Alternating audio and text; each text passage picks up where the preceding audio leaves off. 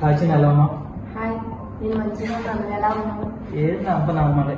ఏమి ఎందుకు లేవురా? సంక్రాంతి వస్తుంది కదా, ప్లానింగ్ ఏం లేదా?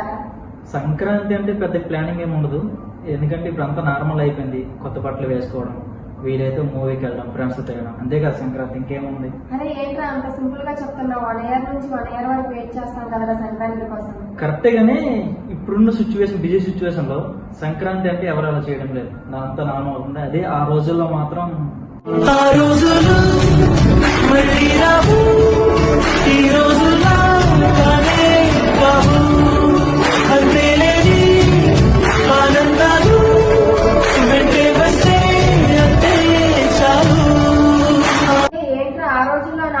చెప్పరా నెక్స్ట్ ఏంటి?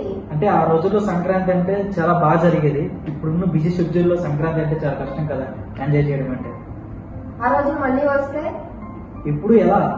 టీవన్స్ వారు యాదాద్రి దగ్గరలో ఇట్లా 2 days సంక్రాంతి సెలబ్రేషన్స్ పెట్టారంట. మన తెలుగు వారు ఎలా చేస్తారో సేమ్ యాజ్ ఇట్ ఈస్ అలానే స్టార్ట్ చేయాలనుకుంటున్నారంట. ఓకే, కానీ ఉట్టిదే అక్కడ అంటారు, అంత భూమి ఇస్తారు, కానీ అక్కడికి వెళ్ళేసరికి ఏముండదు. ఇప్పుడు రోజుల్లో బిజీ షెడ్యూల్ చేయడం అంటే కష్టం కదా.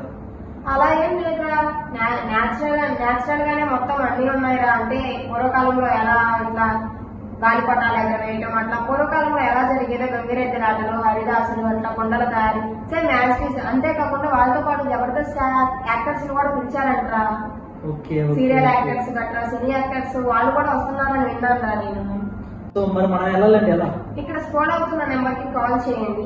మీరు కూడా ఈ 4-5 తారీఖులో యాదగిరిగుట్టలో జరిగే సంబరాలకి మీరు రావాలనుకుంటున్నారా? రావాలనుకుంటే ఈ పైన స్కోడ్ అవుతున్న నెంబర్ కి కాల్ చేయండి. Thank you.